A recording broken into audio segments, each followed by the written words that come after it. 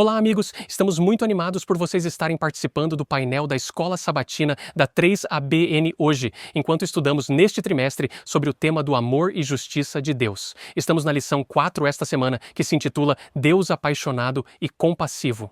Se você precisa de um guia de estudo bíblico para adultos, pode ir a 3abnsabbathschoolpanel.com e baixar um gratuitamente. E então pegue a sua Bíblia e volte para se juntar a nós enquanto estudamos juntos hoje.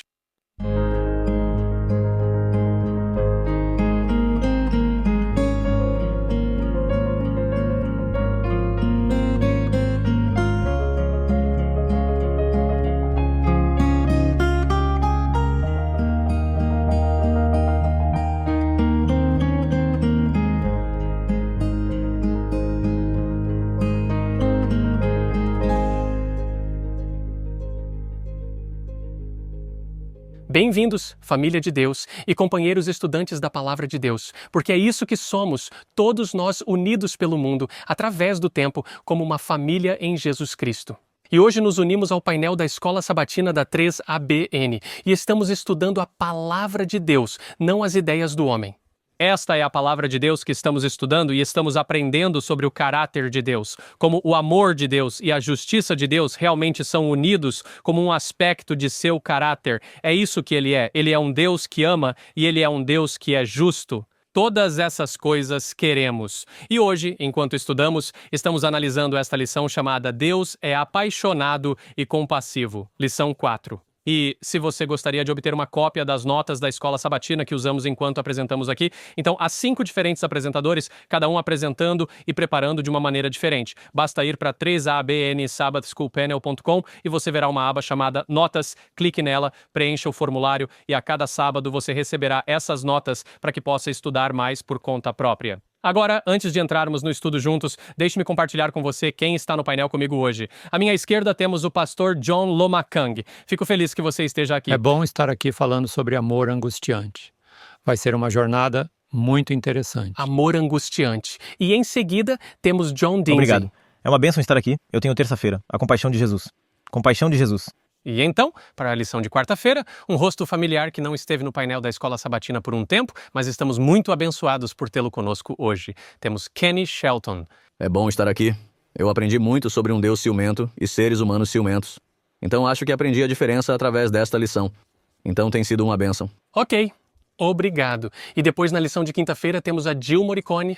Obrigado, Daniel. Na quinta-feira olharemos para compassivo e apaixonado.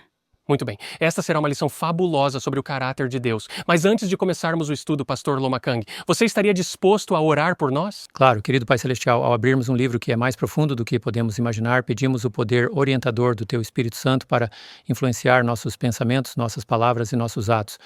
E, Senhor, à medida que a compreensão se propaga, aqueles que a recebem, que a glória vá somente para Ti. Oramos em nome de Jesus. Amém. Amém. Meu nome é Daniel Perim e eu tenho a lição de sábado e domingo chamada Mais que o Amor de Mãe. Estamos realmente aprendendo sobre o Pai Celestial através deste título, Mais que o Amor de Mãe. Eu não sou uma mãe, sou um pai. Então, como cada um de nós pode entender o amor de Deus? A lição desta semana explora as emoções em relação a Deus. Você já pensou em Deus como alguém que tem emoções? Nós já pensamos em Deus como alguém que sente? Isso nem sempre é visto como algo bom. Podemos dizer, bem, ela é muito emocional, ou ele é muito emocional, ou eles agiram apenas com base em sentimentos. Dizemos coisas como, você feriu meus sentimentos. Ou eu tive um pressentimento estranho sobre isso, ou estava sentindo pena de mim mesmo. Podemos dizer, bem, ontem eu senti, mas agora eu sinto, e nossos sentimentos mudam, eles vêm e vão. E nossas emoções, como você sabe, podem nos causar problemas. E então, quando pensamos em nossas emoções e as aplicamos a Deus, podemos pensar, bem, Deus ter emoções ou sentimentos, isso não é uma coisa boa. Mas Deus tem sentimentos. Deus sente. Deus tem emoções, mas Ele não é como nós. As emoções dele são puras, e essa é a diferença. Veja, por isso pode ser meio perigoso olhar para as emoções humanas e dizer, Deus sente da mesma forma que eu sinto. Por outro lado, meus relacionamentos humanos, minha família, as pessoas com quem interagimos, as emoções que temos são uma espécie de laboratório através do qual podemos experimentar e ver pelo menos uma visão. do que acontece no coração de Deus. Porque Deus não é apenas um programa de computador. Você coloca uma entrada e a saída vem. Deus responde, Ele interage conosco, o que nos leva ao verso para memorizar desta semana, que é Isaías 49, 12, que diz: Pode uma mulher esquecer seu filho que mama e não ter compaixão do filho do seu ventre? Agora, esses textos não foram simplesmente escritos e enviados. Muitas vezes eles foram pregados e falados. Posso imaginar Isaías parando ali com essa pergunta retórica. Você consegue imaginar uma mãe esquecendo seu filho? Bem, pense nisso. Imagine uma mãe que diz: Onde está meu bebê? Eu a tinha aqui. Eu estava apenas a alimentando ontem. Para onde ela foi? Parece antinatural para nós. Infelizmente, é possível. Esse tipo de coisa acontece. Mas o fato de ser antinatural ressalta que não é assim que deveria ser e ilustra o fato de que Deus nunca nos esquecerá. Nós poderíamos, até mesmo uma mãe poderia esquecer seu filho, mas Deus nunca esquecerá. Imagine uma mãe que acabou de dar à luz. Há muitos, como se diz, hormônios que são liberados durante o parto para que a experiência de ligação, aquela de mãe para filho, seja forte e duradoura. Mas mesmo isso às vezes falha. Penso em como deve ter sido aquele primeiro nascimento, quando Eva deu à luz uma criança e ainda não tinham acontecido os 6.000 anos de degradação, mas ela se sentiu, tenho certeza, amorosamente próxima daquele filho. E o ponto é que podemos esquecer uma criança, mas Deus nunca nos esquecerá. Agora, os pais meio que são esquecidos nisso. Você sabe, na verdade, eles são considerados aqueles que esqueceriam uma criança ou fariam algo estúpido que prejudicaria uma criança ou são descuidados com sua segurança. Mas ouça o Salmo 103, verso 30. Diz, e essa palavra piedade é a mesma palavra em hebraico, é a mesma palavra que a compaixão de uma mãe, é a mesma palavra. Assim como um pai tem compaixão de seus filhos, assim o Senhor tem piedade dos que o temem. Em outras palavras, pais e mães unidos juntos devem ser um retrato do que é o amor compassivo de Deus. Vá para o Salmo 68, por favor, e vamos olhar os versos 5 e 6, e quero que você veja algo mais sobre como podemos olhar pela janela das relações familiares e ver Deus. Salmo 68, versículo 5 diz: Pai dos órfãos e defensor das viúvas. Isso está falando sobre Deus. Ele é pai dos órfãos, é Deus em sua santa habitação. E o versículo 6 diz: Deus nos coloca em famílias. Por que ele faz isso? Bem, uma razão é que as famílias nos ensinam todos os tipos de lições. Pense nas coisas que você tem que aprender com sua família. Todos os fundamentos da vida. Quero dizer, desde amarrar os sapatos até aprender a mastigar e comer e como funcionar e andar e como ter uma conversa. Tudo isso é aprendido no contexto de um pai e uma mãe amorosos, ou deveria ser. Mas então a família é um laboratório experimental prático, onde desenvolvemos o caráter cristão. Você quer aprender a paciência de Deus? Tenha uma irmã. Quer aprender o fruto do espírito de autocontrole? Tenha um irmão irritante. Quer aprender a ter ternura? Tenha um filho. Segure um bebê no seu colo. Aprenda a ter ternura. Quer aprender a perdoar? Tenha um cônjuge. Bem, quer aprender a colocar os outros em primeiro lugar? Como pedir desculpas? Como sacrificar? Como dar e depois dar e dar de novo? Tenha uma família. Quer aprender sobre o amor? Trabalhe em um projeto de reforma de casa com seu cônjuge. Plante um jardim juntos. Dirijam juntos numa cidade desconhecida. Todas essas coisas começam a nos dar o contexto no qual podemos ter oportunidades de expressar e aprender o caráter de Deus. Através das famílias, Deus nos coloca frente a frente com a transformação de caráter que precisamos. Não houve nada como ter filhos na minha vida que me fizesse perceber o quanto sou egoísta e o quanto preciso de Deus para me ajudar a superar esses traços de caráter. Outro motivo pelo qual Deus nos coloca em famílias é que precisamos de ajuda. Nenhum de nós pode fazer tudo sozinho. E assim Deus nos junta. Ela tem este dom. Ele tem aquele dom. Ele tem esta fraqueza, onde ela tem aquela força. E temos que estar unidos, porque nenhum de nós pode dizer, posso fazer tudo.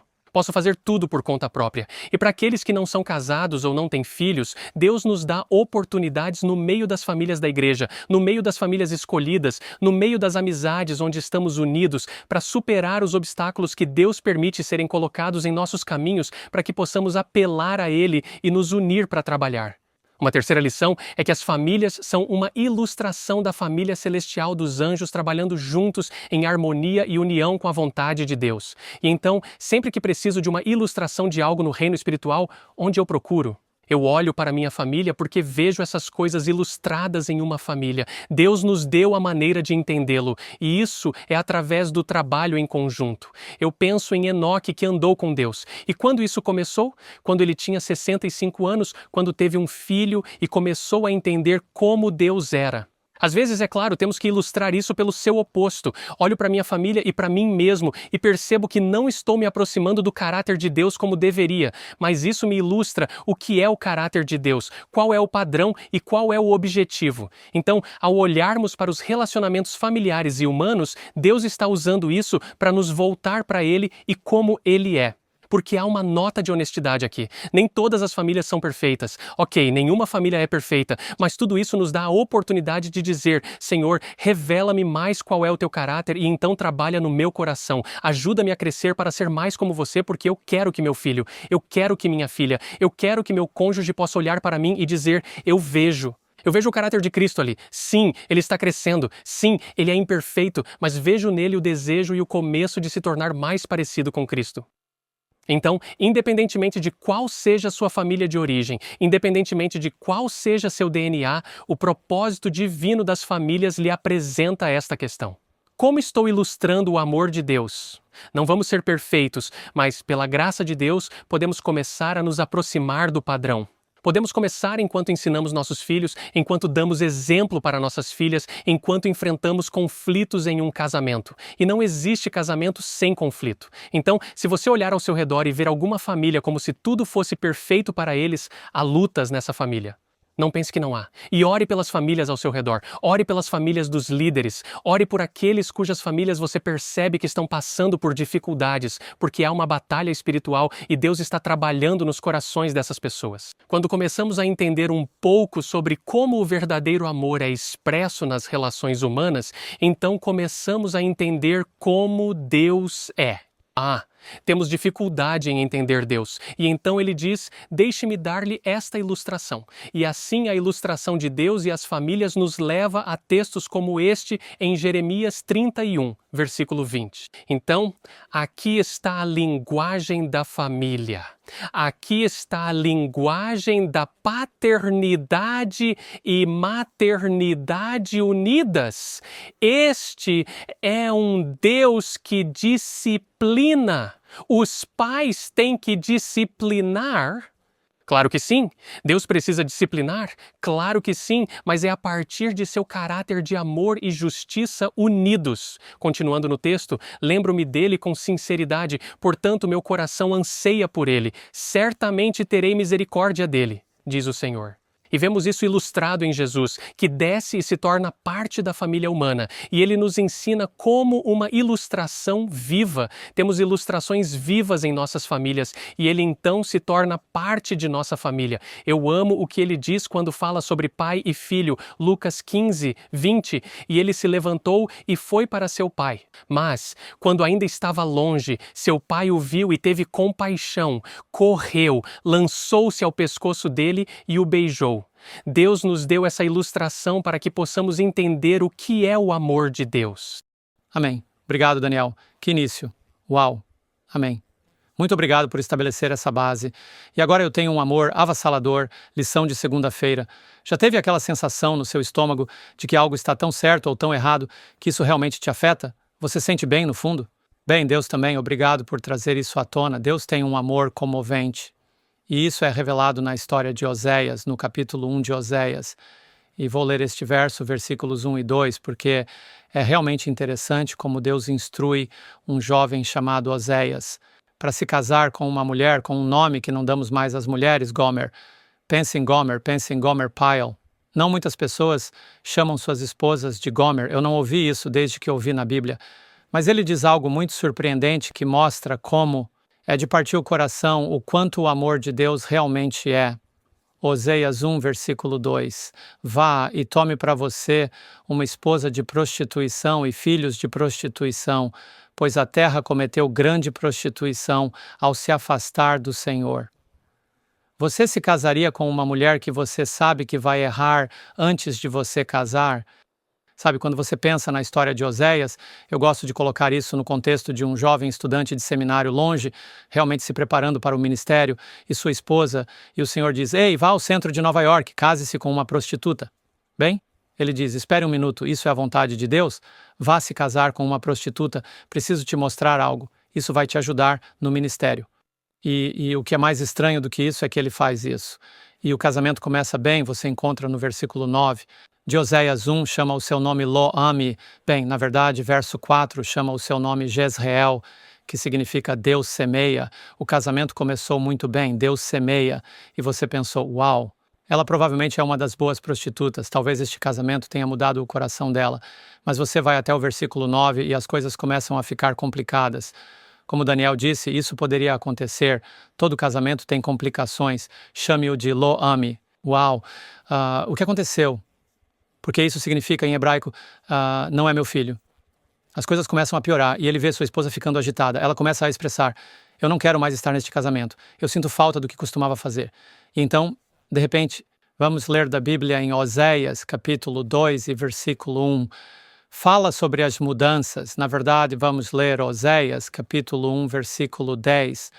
Vocês não são meu povo. Lá eu devo ser dito deles: esse terceiro filho tem um nome que significa não meu filho.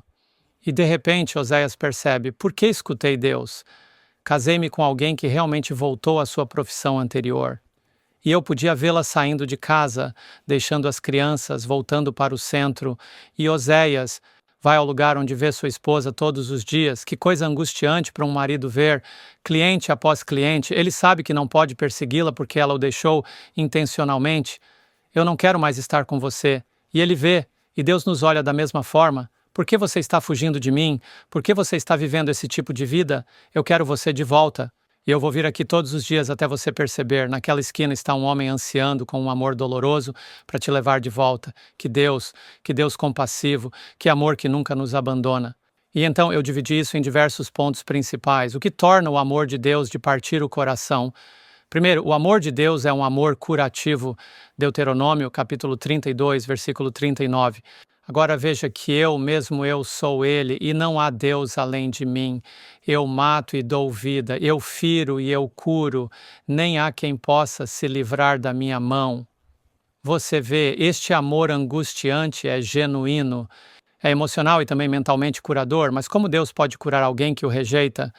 Como diz Mateus, capítulo 13, versículo 15, ele diz: pois os corações do povo estão endurecidos, seus ouvidos são difíceis de ouvir e fecharam seus olhos e bloquearam seus ouvidos. E aqui está a razão, para que não entendam com seus corações e se convertam e eu os cure. Ele quer curar todo mundo, ele está naquela esquina da sua vida, observando você viver seu próprio tipo de vida, e ele ainda está simplesmente dizendo: eu quero você de volta, eu quero você de volta. Veja, o Deus de Mateus 1,21 e João 1,29 é o mesmo Deus de Isaías 61, mas frequentemente não o vemos. Aquele Deus cujo Espírito do Senhor está sobre ele, diz Jesus. E o que ele quer fazer? Ele quer pregar boas novas aos pobres, ele veio curar os quebrantados de coração, proclamar liberdade aos cativos e a abertura de prisão aos presos. Isso é um amor dilacerante. Ele está nessa prisão em sua casa todos os dias. Ele está ao lado das coisas que te causam dor todos os dias. Que tipo de amor você acha que é o amor de Deus? O amor de Deus também é um amor compassivo. Oséias capítulo 11, versículo 8. Como posso desistir de você, Efraim? Como posso entregar você, Israel? Quantas vezes você quis desistir dos seus filhos? Eu não vou te perguntar isso, Daniel. Ele é o pai de uma família maravilhosa, mas às vezes seus filhos fazem coisas como os pais dizem quando eles estão bagunçando: olhe para o seu filho. Quando eles vão bem, olhe para a minha filha. Você sabe que gostamos de nos identificar com os sucessos, mas Deus se identifica com os fracassos e os sucessos. Como posso desistir de você? Como posso fazer-te como Adimá? Como posso tornar-te como Zeboim? Meu coração agita-se dentro de mim. Esse amor angustiante, minha simpatia é despertada, que Deus amoroso. Mas isso nos leva ao próximo nível do amor angustiante de Deus. O amor de Deus é um amor redentor. Isaías 61. e 3:16. Indubitavelmente, tu és nosso Pai. Ainda que Abraão não nos conhecesse e Israel não nos reconhecesse, tu, ó Senhor, és nosso Pai. Nosso Redentor desde a eternidade é o teu nome. Não só ele redime eternamente. Nunca há um momento na sua caminhada com Deus em que ele diz: sabe de uma coisa? Você acabou de cruzar a linha. Do que se trata o amor redentor? O amor redentor compensa alguém ou algo, ou as falhas de alguém. A redenção expia e faz reparações por nossos pecados, nossos erros e nossos males absolutos. O amor redentor se identifica com aquele que está sendo redimido. Isaías capítulo 43, versículo 1. Mas agora, assim diz o Senhor, que te criou, ó Jacó, e te formou, ó Israel. Não temas, pois eu te redimi, eu te chamei pelo teu nome, tu és meu. O amor redentor se identifica contigo e ninguém mais quer dizer, eu te conheço, isso é amor redentor. Que tipo de amor é esse? O amor de Deus é um amor eterno. Jeremias 31:3. O Senhor me apareceu há muito tempo dizendo, sim, eu te amei com um amor eterno. Por isso, com bondade amorosa, te atraí. Ele não te pega pela orelha e diz, volte para casa. O que há de errado com você? Ele não te arrasta para o carro e diz, entre no banco de trás, você está indo para casa. Queira você ou não. Ele diz, não, não, não. Ele te pega como aquele cordeiro perdido, te segura ao peito e você sente o pulsar daquele amor que nunca realmente te deixou ir. Mesmo que você o tenha deixado ir, ele nunca realmente te deixou ir. É por isso que a Bíblia diz, nunca te deixarei nem te desampararei. Hebreus capítulo 13, versículo 5. O que é? Amor dilacerante. O amor de Deus é um amor que repreende como um pai. Sabe muito bem, eu não tenho filhos, mas criei sobrinhos e sobrinhas. E acredite em mim. A repreensão é sempre necessária. Eu passei por muitas repreensões para descobrir isso bem. Você sabe que Deus nos deu pais que nem sempre são apenas para nos pajear. Meu pai me ensinou isso crescendo. Provérbios capítulo 9, versículo 8. Não repreendas o zombador para que ele não te odeie. Repreende o sábio e ele te amará. E posso te dizer que sou muito mais sábio hoje porque meu pai me mostrou que a repreensão e a punição podem andar juntas vindas de um coração de amor dilacerante, não abuso, mas de alguém que te ama tanto que quer te corrigir. É por isso que a Bíblia diz que todos quantos eu amo, eu repreendo e castigo, portanto, seja zeloso e arrependa-se. Apocalipse 3, 19, Provérbios 3 e versículo 12. Porque o Senhor corrige a quem ama, assim como o pai ao filho a quem quer bem. Se você não corrige seus filhos, você realmente não os ama. Algumas pessoas dizem, eu não sou seu pai, sou seu amigo. Não. Ouvi uma mãe dizer, eu não sou sua amiga, sou sua mãe. Ensine a criança o caminho que deve seguir. E quando eles finalmente entenderem, depois dos 25 anos, voltarão e dirão, agora eu entendo o que minha mãe e meu pai realmente queriam dizer. Essa repreensão é amor. E finalmente o amor de Deus é um amor inofensivo. 1 Coríntios 13, versículo 4 a 7, o amor é paciente e é bondoso, o amor não inveja, o amor não se vangloria, não se ensoberbece. Este é o amor de Deus que nos toca profundamente.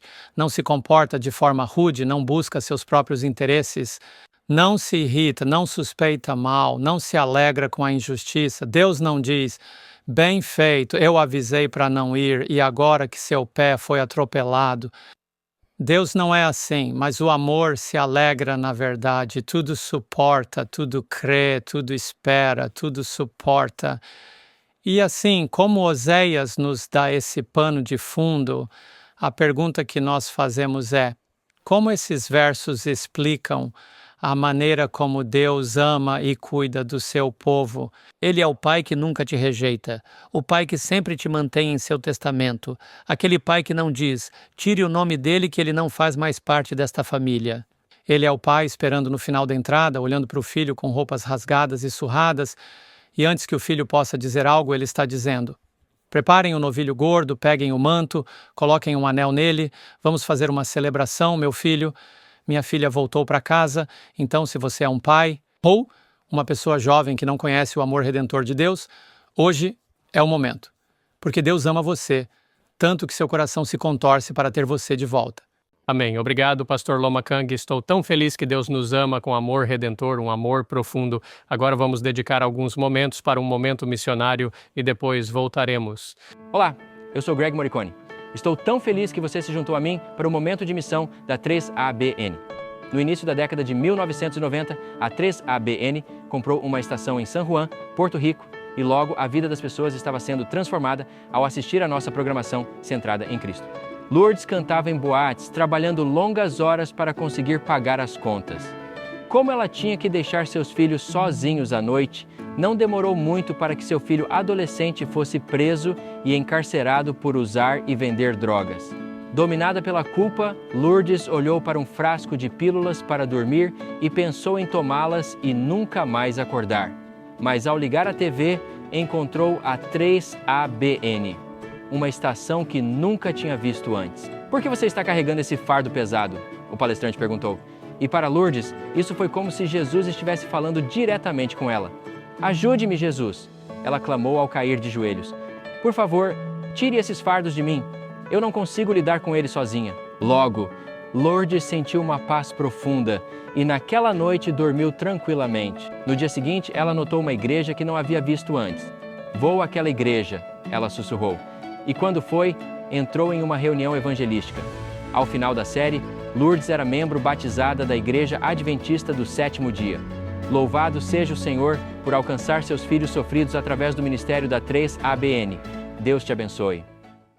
Bem-vindo de volta. Estamos muito felizes que você ainda está aqui conosco. Tivemos um ótimo começo no nosso estudo sobre um Deus que é apaixonado e compassivo. Analisamos o livro de Oséias e agora vamos passar para a lição de terça-feira. Muito obrigado. Meu nome é John Dinsey e estamos no título. A compaixão de Jesus é o título de terça-feira. Eu começo com a lição. No Novo Testamento diz: o mesmo tipo de imagem que é usada no Antigo é usado para descrever a compaixão de Deus. Paulo refere-se ao Pai como o Pai das misericórdias e Deus de toda consolação. 2 aos Coríntios, capítulo 1, versículo 3. Além disso, Paulo explica em Efésios, capítulo 2, versículo 4, que Deus é rico em misericórdia. E redime os humanos por causa de seu grande amor com o qual nos amou. Isso mesmo, você e eu estamos incluídos nisso. E então agora, ao olharmos para Jesus em várias parábolas, Jesus conta essas histórias e elas têm uma paixão comovente nelas. Pense no filho pródigo, pense na ovelha perdida. Essas histórias despertam em nós um sentimento e mostram a compaixão que Deus tem por nós, que Jesus tem por nós. A lição nos manda olhar para Mateus 9, 36, Mateus 14, 4, Marcos 1, 41 e Marcos 6, 34 e Lucas 7, 13. E também Mateus 23, 37. Vamos tentar ler todos esses. Mateus 9, 36. Note, mas quando ele viu as multidões, Jesus, ele se comoveu de compaixão por elas, porque estavam cansadas e dispersas como ovelhas sem pastor. E esta palavra aqui, compaixão, comoveu-se de compaixão, é uma palavra grega que soa como uma palavra russa. É planknizo. É uma palavra que fala sobre ser movido com tamanha piedade e compaixão. E é uma palavra que realmente comunica a compaixão que Deus tem por nós. Sabe, quando você olha para Jesus. E a maneira como ele ia de um lugar para outro. Os encontros que ele teve com as pessoas. Isso me lembra de 2 Pedro, capítulo 3, versículo 9. Que Deus não quer que ninguém pereça, mas que todos cheguem ao arrependimento. Imagine Jesus passando pela cidade. Eu não quero que aquele pereça. Preciso ministrar a eles. Mas aquele também e aquele também. Eu não quero que eles pereçam.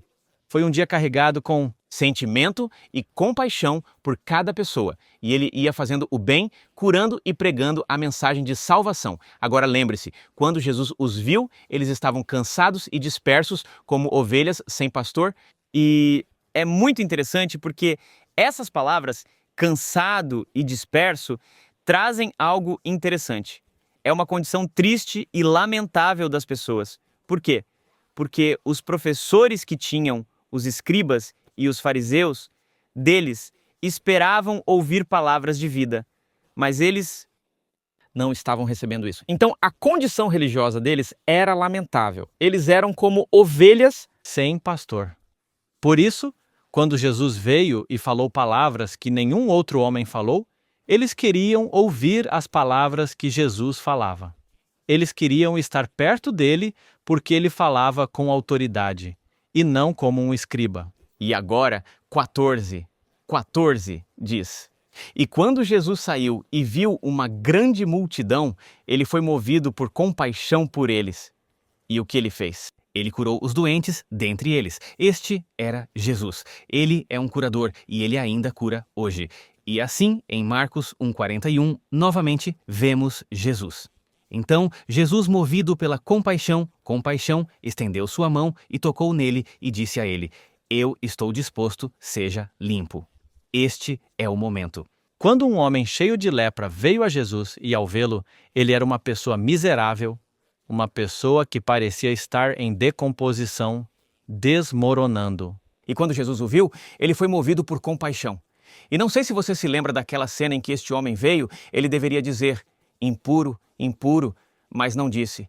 Seu foco estava em Jesus. Ele é quem pode me curar e começou a avançar. Mas quando as pessoas o notaram, começaram a se afastar porque era dito naqueles dias que até os mais corajosos tinham medo. O ar estava contaminado com isso e eles não queriam se tornar leprosos. Não havia cura conhecida, mas Jesus tinha que curar. Ele podia curar qualquer doença. Então, este homem se aproximou de Jesus. E, você sabe, é interessante ao olhar para isso, é muito interessante por causa de um toque. Significa que você poderia pegar lepra. E as pessoas estão se perguntando: será que Jesus também vai pegar lepra? Mas não, o toque de Jesus traz cura para aqueles que acreditam nele. E assim, este homem foi curado. Jesus se moveu com compaixão e também foi movido à ação. Então, Marcos, capítulo 6, versículo 34, é o próximo verso que estamos analisando. E Jesus, quando saiu, viu uma grande multidão e se compadeceu dela, porque eram como ovelhas sem pastor. Então, ele começou a ensiná-las muitas coisas. Eles precisavam ouvir muitas coisas para ajudá-los a sair da confusão, para ajudá-los a sair da situação em que se encontravam e do desespero em que estavam. Mas vamos olhar para o contexto em Marcos capítulo 6, versículo 30. A partir daí, os apóstolos reuniram-se com Jesus e contaram-lhe todas as coisas, tanto o que tinham feito como o que tinham ensinado. E ele disse-lhes: Vinde vós mesmos a um lugar deserto e descansai um pouco, pois havia muitos que iam e vinham, e eles não tinham nem tempo para comer. Isso era novo. Isso era algo que as pessoas ansiavam. E Jesus veio e, claro, os discípulos agora também estavam pregando e curando, Marcos 6, 32, e partiram para um lugar deserto de barco, em particular. Eles queriam precisavam de tempo para descansar. E assim, também precisamos entender que precisamos descansar às vezes porque nosso corpo humano precisa disso. Então, vamos para o versículo 33. E as pessoas os viram partindo e muitos o reconheceram e correram a pé de todas as cidades e chegaram até ele. E Jesus, quando saiu, viu muitas pessoas. E ele ficou com compaixão por elas porque eram como ovelhas sem pastor. E ele começou a ensiná-las muitas coisas. Assim, estava novamente diante de uma grande multidão. Que momento para Jesus ministrar ao povo. Então, vamos para Lucas capítulo 7, versículo 13. Quando o Senhor a viu, teve compaixão dela e disse: Não chores. Jesus é movido por compaixão. Ainda hoje, ao ver seus filhos, a condição em que estão. E mesmo a condição espiritual em que estamos, ele vê nossa fraqueza espiritual. Ele vê nossa necessidade espiritual. Ele é movido de compaixão por você e por mim. E ele também te diz: não chores, estou com você. Nunca te deixarei nem te abandonarei. Que Deus maravilhoso, que Salvador maravilhoso. Agora vamos para Mateus 23, versículo 37. Já compartilhamos isso em lições anteriores e podemos compartilhá-las em lições futuras, mas há algo poderoso aqui que precisamos ver novamente. Em Mateus 23, 37, ó Jerusalém. Jerusalém, aquela que mata os profetas e apedreja os que são enviados a ela. Quantas vezes eu quis reunir seus filhos como uma galinha junta, seus pintinhos debaixo de suas asas, mas você não quis. Isso é uma declaração de sofrimento interno e tristeza interna pela condição do povo de Israel e a realidade de que o tempo está chegando. Quando a casa se tornar desolada, esse templo não será mais o lugar onde Deus habita, por causa da rejeição do povo de Israel. E vamos falar sobre isso em um momento. Agora, gostaria de ler para vocês da Review and Herald, 22 de fevereiro de 1898. Perceba o que está escrito aqui. Na lamentação de Cristo, o próprio coração de Deus estava se derramando em seu representante. Esta foi a luta de separação, a despedida misteriosa do amor longânimo da divindade. Foi uma expressão de abusada rejeição. A representação de Cristo é das mais impressionantes. Ele teria reunido seu povo escolhido como a galinha junta seus pintinhos debaixo de suas asas. Ele lhes teria dado proteção. Eles não teriam ficado indefesos. Quando a galinha vê que sua ninhada está em perigo, ela os chama para debaixo de suas asas protetoras. Ela resistirá a qualquer inimigo que se aproxime. Ela preferirá morrer a permitir que aqueles que buscaram proteção sob suas asas protetoras sofram. Isso Cristo fará por aqueles que buscam refúgio nele. Ele reunirá seus filhos sob suas asas mediadoras e lá eles serão salvos. Que exemplo apropriado! Lembro-me de ouvir sobre um incêndio e encontraram essa galinha espalhada no chão. E essa galinha estava completamente carbonizada e queimada. Eles a removeram e debaixo dela veio um bando de pintinhos que sobreviveram porque a mãe deu sua vida para protegê-los. Isso Deus está disposto a fazer por você. Amém. Amém. Deus seja louvado. Eu tenho a lição de quarta-feira e o título é Deus ciumento. O que isso significa? Este é um assunto, aliás, que muitas vezes é mal interpretado. E quando olhamos para isso como seres humanos e olhamos como o céu vê, acho que vamos ver algo um pouco diferente aqui. Então, Deus não é apenas chamado de Deus compassivo, como estudamos esta lição e descobrimos, mas também de Deus ciumento. O que isso realmente significa para nós hoje? Aqui, Deus é frequentemente referido como, você sabe, um fogo consumidor. Então, temos o ciúme maligno e temos o ciúme divino. É um ciúme piedoso. Então, vamos tentar identificar e analisar esses aspectos e talvez dividir e separar e ver como vamos abordá-los hoje. Temos um ciúme bom e justo. O que tudo isso significa? Mas, e então em 1 Coríntios 13, e diz, o amor não é ciumento. Então parece que temos uma contradição aqui, mas olhamos para isso. Então como Deus é realmente um Deus ciumento? Sabe, é da mesma forma que vemos isso. Será que o céu vê as coisas de maneira diferente de nós? Quero que considere isso comigo, se puder. Deuteronômio capítulo 6. Vou ler os versos 13 a 15. Deuteronômio capítulo 6, 13. 14 e 15. E eu adoro dizer que a Bíblia disse, temerás o Senhor teu Deus e servi-lo-ás. Jurarás pelo seu nome. Não seguirás outros deuses, os deuses dos povos que estão ao redor de ti. Pois o Senhor teu Deus é um Deus zeloso, perceba isso entre vós, para que a ira do Senhor teu Deus não se acenda contra ti e te destrua da face da terra. Então aqui temos algumas coisas, 3 coisas que quero destacar rapidamente. A Bíblia diz que devemos temer. Então olhamos para isso e dizemos, ok, isso é reverência.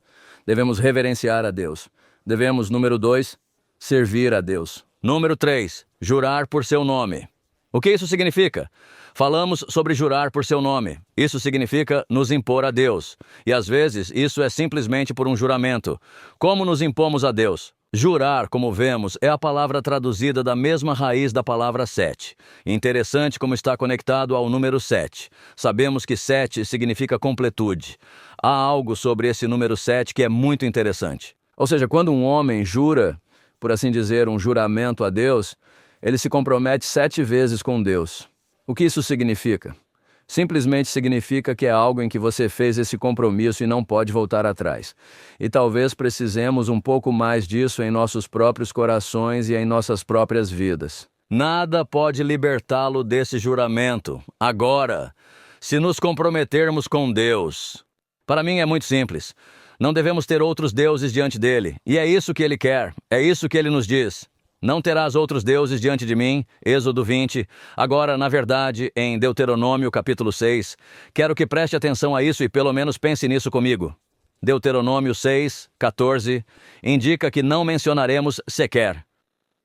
Se formos tão longe com Deus e fizermos esse juramento 7 vezes a Deus, nem mencionaremos outros deuses. E vou te dar um exemplo disso em Jeremias 5, versículo 7. A Bíblia fala sobre isso. Jeremias 5, versículo 7. Diz aqui: como te perdoarei por isso? Ponto de interrogação. Teus filhos me abandonaram e juraram por aqueles que não são deuses. Agora, se você olhar para isso, diz que me abandonaram e juraram por eles, ou o que disse? Eles mencionaram os nomes de outros deuses. Deus disse para nem mencionar outros deuses, porque não há outros deuses além de mim. E então Deus está nos dizendo agora que, se chegarmos a esse ponto em que fazemos uma obrigação para com Deus, não vamos nem mencionar outros deuses. Josué elabora um pouco sobre isso em Josué capítulo 24, versículo 19. Menciona uma aliança entre Israel e certamente Deus. Ele os lembra no versículo 19, novamente, Josué capítulo 24, versículo 19. Observe isso. Ele diz: vocês não podem servir ao Senhor, pois Ele é um Deus santo. Ele é um Deus ciumento e não perdoará as suas transgressões nem seus pecados. Agora, espero que você não desista. Se você ler bem ali, vamos ter alguns problemas. Há alguns problemas. Ele é um Deus santo. Ele é um Deus ciumento. Ele não vai perdoar seus pecados. Então, estou feliz que Josué não para por aí. Você teria que ler o versículo 20 quando diz assim: se vocês abandonarem o Senhor e servirem a deuses estranhos, então Deus não pode fazer o que Ele quer para nós, se o abandonarmos. Ele chama nossa atenção. Agora, deixe-me talvez dar-lhe algo para refletir. Você pode descartar se quiser. No versículo 20, há algo ali que acredito que precisamos quando diz que Ele se voltará e causará dano ou mal. Interessante.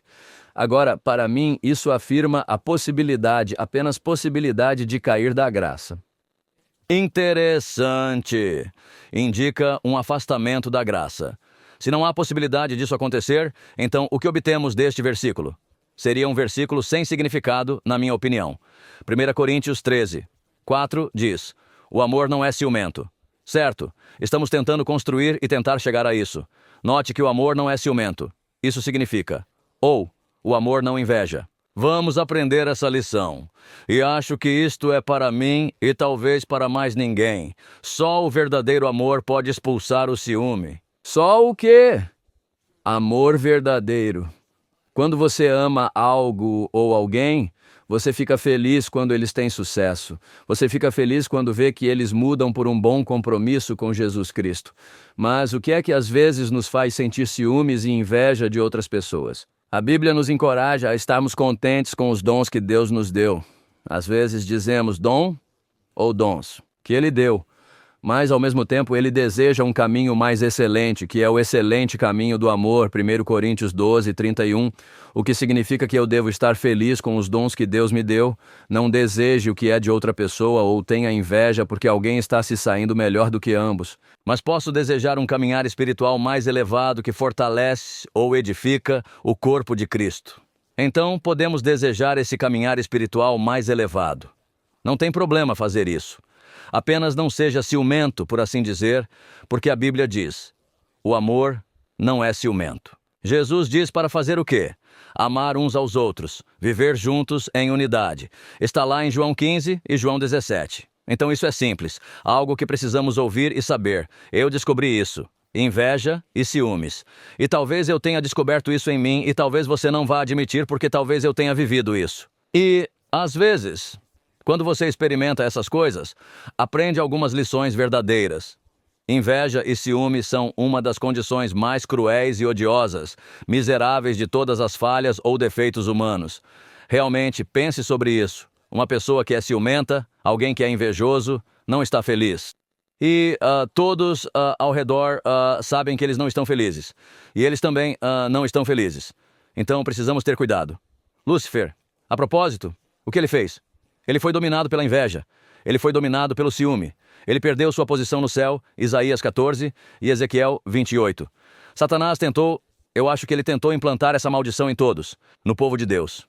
Então, de alguma forma, carregamos isso, às vezes nós temos isso que ocupa o lugar de fazermos o que deveríamos estar fazendo, que é viver, trabalhar e amar a Deus. Nossa lição destaca um ciúme divino. O que dizer disso? De acordo com 2 Coríntios 11, versículo 2, é muito interessante. Existe um ciúme bom e justo. Sabe, a menos que você leia a palavra de Deus, você apenas pensa que ciúme de repente é: alguém está com ciúmes. Rapaz, é um pesadelo horrível ter que viver ao redor de alguém ou com isso. Ou se você tem um parceiro que é muito ciumento, certo? Pode ser um pesadelo. Existe um ciúme bom e justo. Paulo se refere a ele como um ciúme divino. Eu gosto disso. Mas o ciúme de Deus, note isso, é sempre justo, sempre gentil e sempre amoroso, e é demonstrado por um Deus apaixonado. Penso que isso foi mencionado aqui no painel, um amor apaixonado que ele tem por nós, por todo o seu povo. Gosto do que Paulo diz também.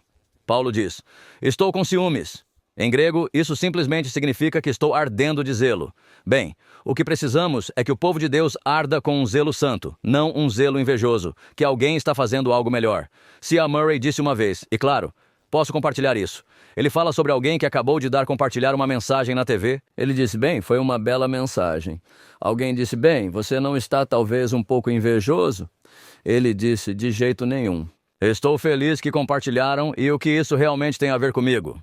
Então ele meio que ignorou. Pensei, isso é um bom conselho, aliás.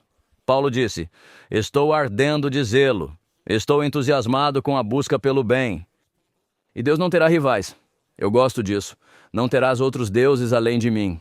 Ele enfatizou isso nas Escrituras, colocando Deus em primeiro lugar.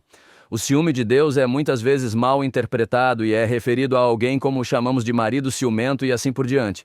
Servimos a um Deus compassivo, não servimos? E a um Deus ciumento. E eu só digo isso.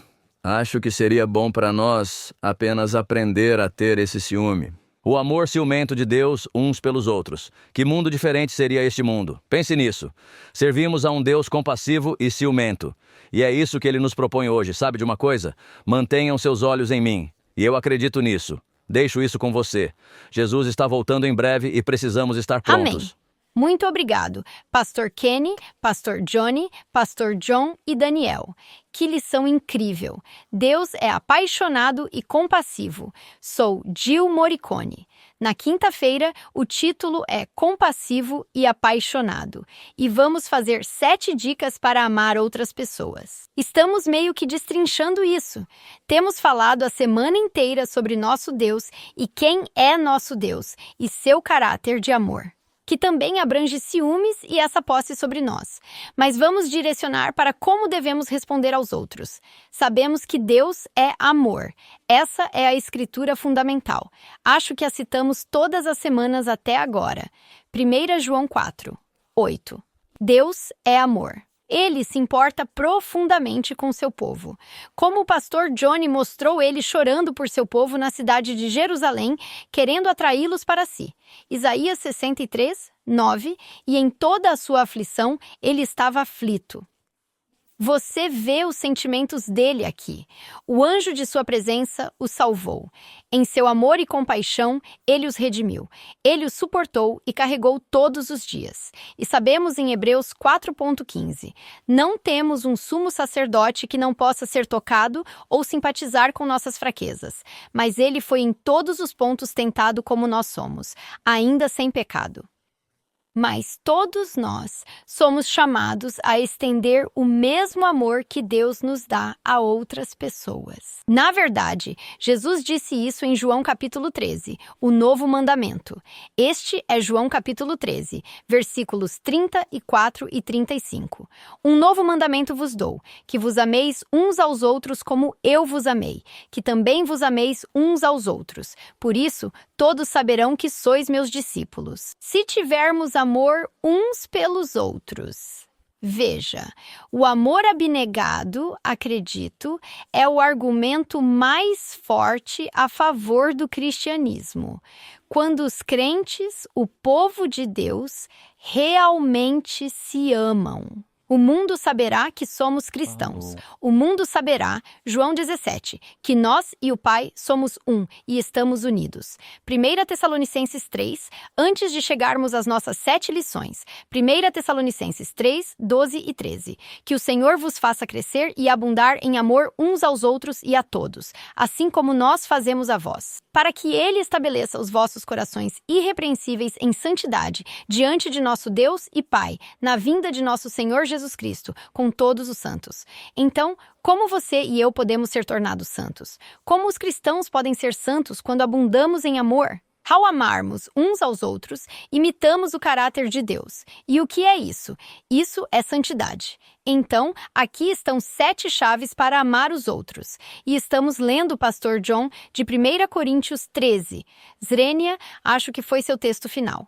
1 Coríntios 13. 7 chaves para amar os outros. Verso 4. O amor é paciente, misericordioso. Lição número 1. Pratique a paciência. Frequentemente, o que dizemos? Você acabou de trazer lama para o meu chão limpo?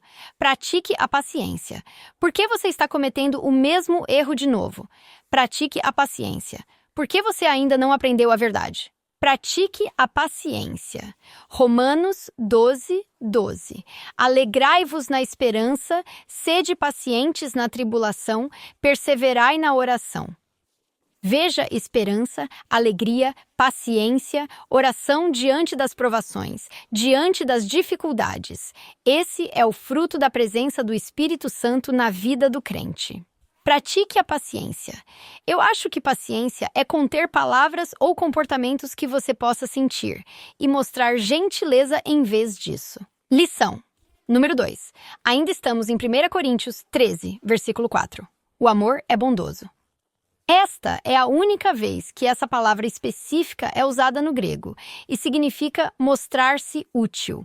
Eu acho que significa ato de bondade. Chave número 2. Pratique a bondade. Primeiro, praticamos a paciência. Depois, praticamos a bondade. O gramado precisa ser cortado? Pratique a bondade. Alguém precisa de comida? Traga comida para eles. Pratique a bondade. Pode oferecer amizade a alguém mesmo quando está ocupado? Pratique. Você pode levar alguém à loja ou se oferecer para cuidar dos filhos deles? Pratique bondade. Esta é bondade ativa. Mostre isso nas coisas que fazemos. E a bondade é a mais difícil de expressar. Eu não gosto da pessoa. Isso não é verdade, Pastor Kenny?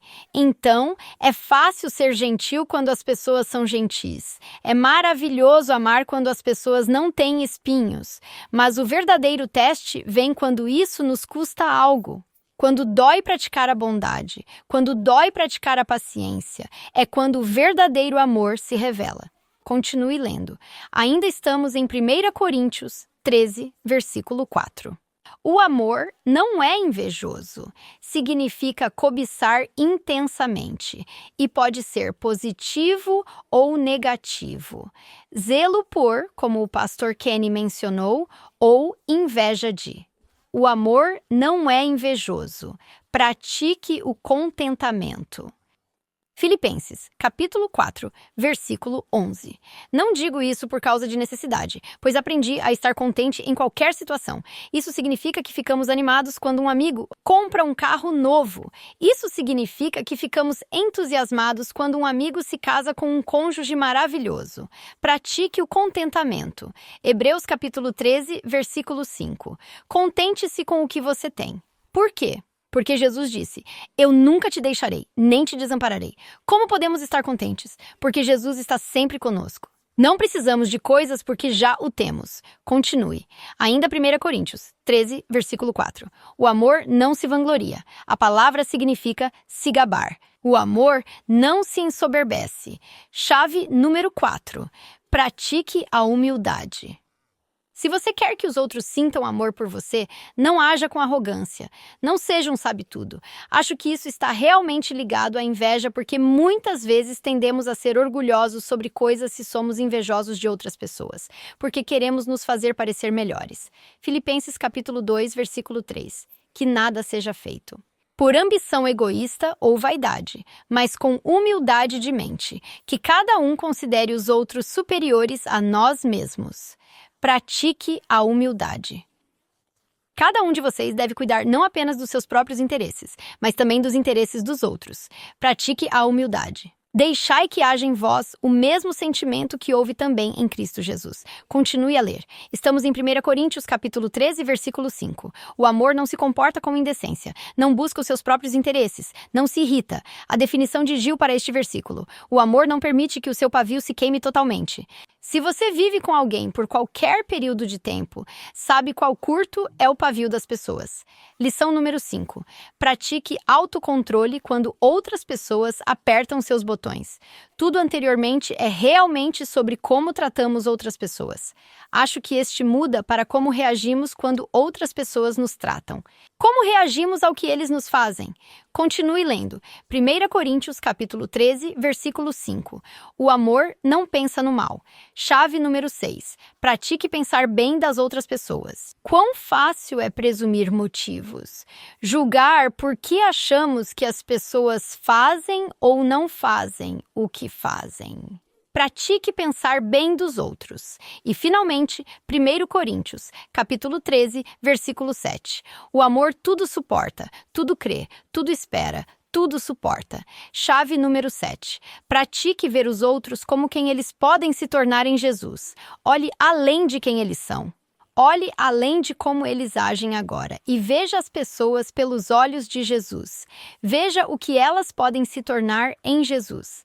Ao olharmos para essas 7 lições, quero deixar você com este pensamento. Não preciso sentir amor para praticar paciência. Não preciso sentir amor para praticar bondade. Não preciso sentir amor para praticar contentamento. Não preciso sentir amor para praticar humildade. Não preciso sentir amor para praticar autocontrole quando outras pessoas me provocam. Não é necessário sentir amor para praticar pensar bem de outras pessoas. E não é necessário sentir amor para ver outras pessoas através dos olhos de Jesus e quem elas podem se tornar em Jesus. Veja, o amor definitivamente tem sentimentos e louvado seja o Senhor por isso. Mas o amor não é inteiramente um sentimento. O amor é princípio. Pratique os princípios de Jesus. Amém. Isso mesmo. Que conclusão poderosa e expressão do amor de Deus. Eu nunca me canso de ouvir o amor de Deus expresso de novas maneiras. Eu sei que as pessoas à minha esquerda nunca se cansam de falar sobre o amor de Deus, então vou dar-lhes apenas mais alguns minutos para dizerem algo mais. Sim, o amor dilacerante entende nossa fragilidade. A Bíblia diz em Hebreus capítulo 4, versículo 15, que Deus se compadece de nossas fraquezas. Por quê? Porque ele foi tentado para poder ajudar os que foram tentados. Hebreus capítulo 2, versículo 15. Então entenda que Deus entende quando somos fracos. Amém. Amém. Ao olharmos para Mateus 23, 37, lembre-se de que Jesus chorou por Jerusalém. Temos que pensar também que essas coisas aconteceram. Por exemplo, aqui Jesus viu aqueles que o rejeitaram também e como ele morreria por eles. Você está ouvindo minha voz. Isso significa que há esperança. Então eu te encorajo a não rejeitar Jesus, mas a aceitar Jesus e isso vai te fazer bem para a vida eterna. Amém. Vou ler do livro O Maior Discurso de Cristo, página 8 e 9. Diz: Jesus nos apresenta ao Pai, eu amo isso, vestidos em suas vestes brancas de seu próprio caráter. Ele intercede diante de Deus em nosso favor, dizendo: eu assumi o lugar do pecador. Não olhe para os filhos rebeldes, mas olhe para mim. Amém. Eu só quero encorajá-lo. Você pode estar tentando praticar o amor ativamente com alguém na sua vida agora. Não desanime. Às vezes é um processo difícil, mas vá aos pés de Jesus. Peça a Ele para lhe dar seu amor pelas pessoas na sua vida. Então, o que dissemos hoje? Para a lição de segunda-feira, procure e pratique o amor de Deus em sua família. Na lição de segunda-feira, o amor de Deus fará o que for necessário. Na lição de terça-feira, Jesus ainda hoje se comove com compaixão. Da lição de quarta-feira, o melhor lugar para se estar é unido a Deus. Da quinta-feira, coloque a teologia em prática. Doe o amor de Deus. E assim, na próxima semana, vamos olhar para um tópico que precisamos entender: a ira do amor divino. Vamos encerrar com oração juntos. Querido Pai Celeste, há tantos assuntos que disputam nossa atenção, mas o maior de todos é o Teu caráter, o caráter de amor que nos eleva para nos tornarmos como Ti. Eu oro pela família 3ABN hoje e esta semana enquanto colocamos o Teu amor em prática. Amém. Deus te abençoe.